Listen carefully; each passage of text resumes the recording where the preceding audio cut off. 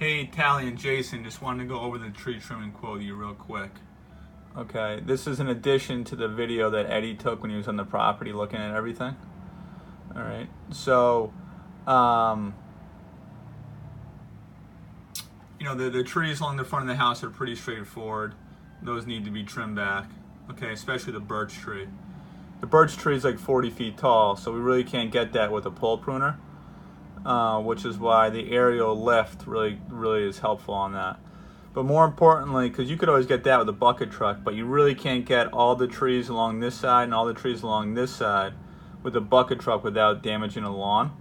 So we're renting this really expensive machine that lifts you up about 40-50 feet in the air, and it allows you to trim very efficiently, trim these trees. In years past, we were charging hourly for tree trimming.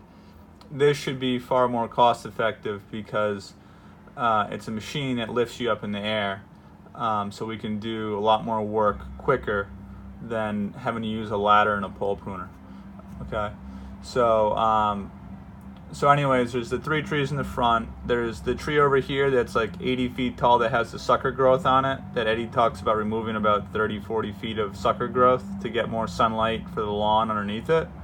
Then there's a tree in the center, also has that sucker growth, and same thing, it's just more of an aesthetic thing, and also it frees up a little more sunlight for the grass underneath it. Okay, those I put as optional items. I wasn't sure if you absolutely had to do that, so I put that as a separate cost, not included in your proposal.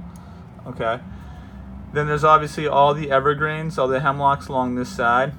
So that, again, we would use the aerial lift to be able to prune those. Then there's all the spruce trees along the back.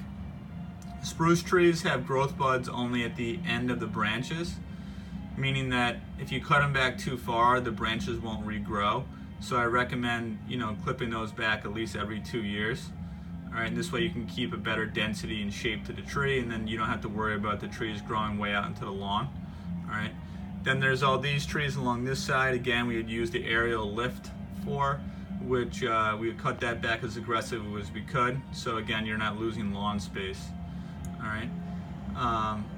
So that's it. We're only renting the machine for the month of August, and after that we won't have it.